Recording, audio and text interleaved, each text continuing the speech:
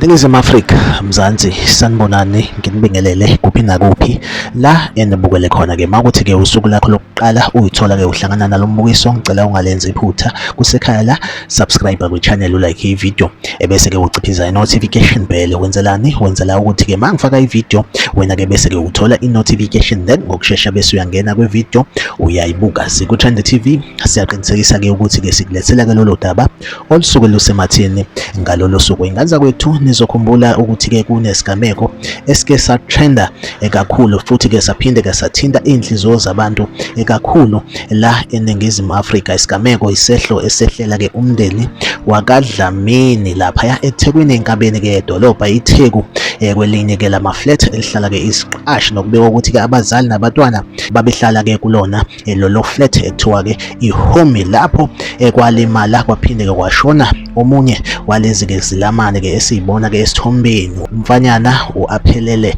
Dlamini, bese kuthi-ke intombazanyana kube u-Aphiwe Dlamini. U-Aphelele-ke umfana omncane-ke washona ekusona-ke lesigameko sokuwa noma ukuphoseka emgodini we-lift eyayingasasebenzi kulona lela flat. Then ku-Aphiwe wase-ke elimala yena-ke eba kwikhoma, wahlala-ke esibhedlela. Ingane zakwethu, indaba-ke ezinhle ezimnandi esiyitholayo-ke njengamanje ekuthiwa-ke intokazi encane-ke le u-Aphiwe ekuthiwa-ke usephapheme khona-ke esibhedlela-ke asekho kwikhoma. Esithemba esiphinde-ke futhi-ke sithandaze ukuthi-ke ingane kungabe ukuthi-ke ukulimala kwayo sekuzoyiphazamisa impilo yayo yonke. Sibonge nje ingane zakwethu ukuthi-ke ingane isikwazile ukuthi-ke iphaphame, esithembe ukuthi-ke izophila. Siphinde-ke siyifisele impilo ende. Le ndaba-ke qinisekiswe-ke uyise wazo laphaya uKhaya Dlamini, indoda-ke le estrong. Ingane zakwethu idlule esimweni-ke esinzima, kodwa-ke usakwazi ukuthi-ke avele phambi kwabantu akhulume. Ingane zakwethu, make sure ukuthi-ke uyayilike ivideo, uyasubscribe kwi-channel, uphinde ucommente